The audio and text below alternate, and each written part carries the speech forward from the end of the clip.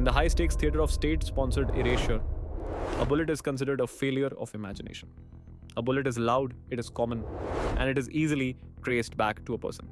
But when a superpower wants to scream a warning across the global stage while maintaining the chilling silence of a ghost, they don't use lead, they use physics. They use a weapon that carries a national return address written in the very atoms of its composition. On a grey afternoon at the Millennium Hotel in London's Mayfair, the world of international espionage was rewritten over a cold pot of green tea. Alexander Litvinenko, a man who had transformed from Russian Federal Security Service, FSB, a former Russian FSB officer and KGB agent, who defected to the UK, becoming a vocal critic of Vladimir Putin. Insider to a lethal whistleblower, sat down with two former colleagues for what seemed like a civil meeting. He took a few sips of tea laced with polonium-210, a substance so rare and so toxic that a single gram could theoretically liquidate the population of a small nation.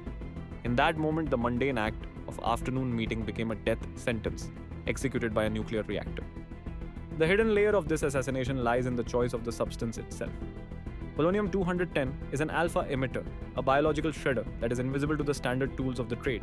You can carry a lethal dose in a glass vial in your pocket and pass through every airport Geiger counter in the world without a single beep, because alpha particles cannot even penetrate human skin. But once ingested, the protection of the skin is gone.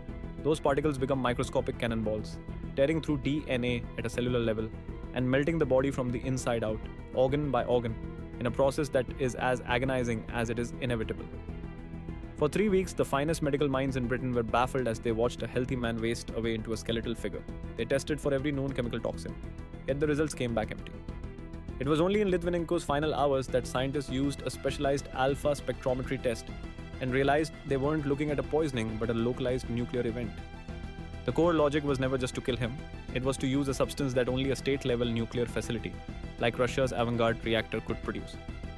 This is the ultimate insight of the Litvinenko operation. The method itself was the message.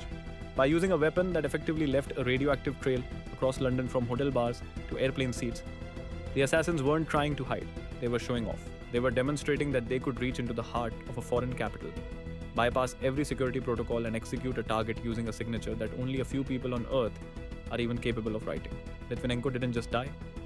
He was used as a billion-dollar billboard to remind every shadow in the room that some reach is truly infinite. Stop watching the headlines and start watching the isotopes. Welcome to the unseen markets.